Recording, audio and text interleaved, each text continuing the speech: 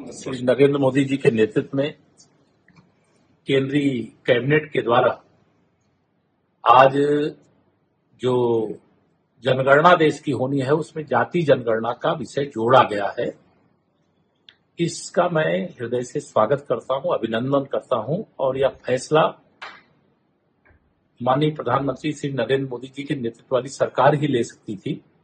कांग्रेस ने देश में 60 साल शासन किया और जब सत्ता से बेदखल हो गए, जब पिछड़ी जाति के एक गरीब माँ बाप के बेटे को देश की सत्ता देश की जनता ने सौंपी तो वह जाति जनगणना की मांग करने लगे।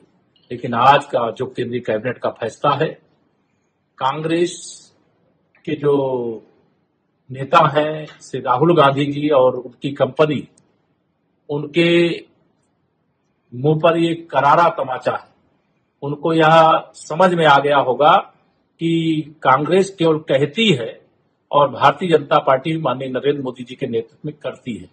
उत्तर प्रदेश में समाजवादी पार्टी जो फर्जी पीडीए का ढोंग कर रही थी, आज उस पीडीए का ढोंग का भी पर्दाफाश हो गया है।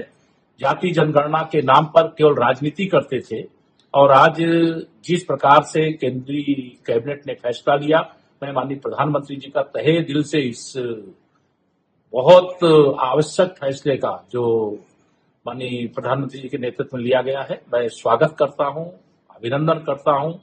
देखिए, ये हम लोगों की 30 वर्ष पुरानी मांग रही है और ये हमारे पुरखों की जीत है, समाजवादियों की जीत है, लालू जी की जीत है। आपको पता होगा 96-97 में भी कैबिनेट से जो है पास किया गया था कि 2001 का जो होगा उसमें जनगणना जो होगी उसमें जाति आधारित गणना भी कराया जाएगा। लेकिन उस समय अटल बिहारी जी सरकार में थे 2001 में, तो ये नहीं हो पाया। फिर हम लोगों की मांग थी, मनमोहन जी प्रधानमंत्री बने, 2011 में हुई, तो जातीय जनगणना जो है और इसमें इंक्लूड किया गया था। और पहली बार 17 महीने में किसी राज्य ने अपने बलबूते जो है कराया, तो वो महागठबंधन हमारी सरकार थी। तब जो है बिहार में जाति आधारित गणना हुई और पूर्व में भी इससे पहले हम पूरे बिहार के सभी दल के लोगों को लेकर के प्रधानमंत्री जी से मिलने गए थे। तब प्रधानमंत्री जी ने मना कर दिया था। पार्लियामेंट में इनके कई केंद्र मंत्रियों ने मना किया।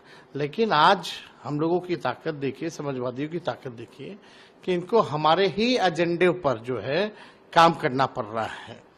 तो अब हमारी अगली लड़ाई ये होगी कि जब ये जनगणना होगी जिसमें इंक्लूड किया जाएगा कास्ट सेंसस का भी, तब उसके बाद जब नतीजे आएंगे तो पूरे देश में और पूरे देश के जो विधानसभा चुनाव में हमारी मांग रहेगी कि पिछड़ों और अति पिछड़ों के लिए भी, जैसे दलित और आदिवासी भाइयों का आरक्षित सीटें हैं, उसी प्रकार से पिछड़ों और अति पिछड़ों का भी जो है आरक्षित सीटें जो है वो करनी पड़ेगी। यशस्वी प्रधानमंत्री आदरणीय नरेंद्र मोदी जी को मैं विशेष तौर पर धन्यवाद देता हूँ, बधाई देता हूँ। बिहार और पूरा देश आज नरेंद्र मोदी जी को याद कर रहा है, जिन्होंने जातीय जनगणना के साथ जोड़ने का काम किया है। बिहार और पूरा देश आज नरेंद्र मोदी जी को विशेष तौर पर बधाई देता है। और साथ ही साथ क्योंकि कई पार्टी से जातीय जनगणना को राजनीतिकरण करने का काम कर रही थी, इसलिए आज नरेंद्र मोदी जी को मैं फिर से बधाई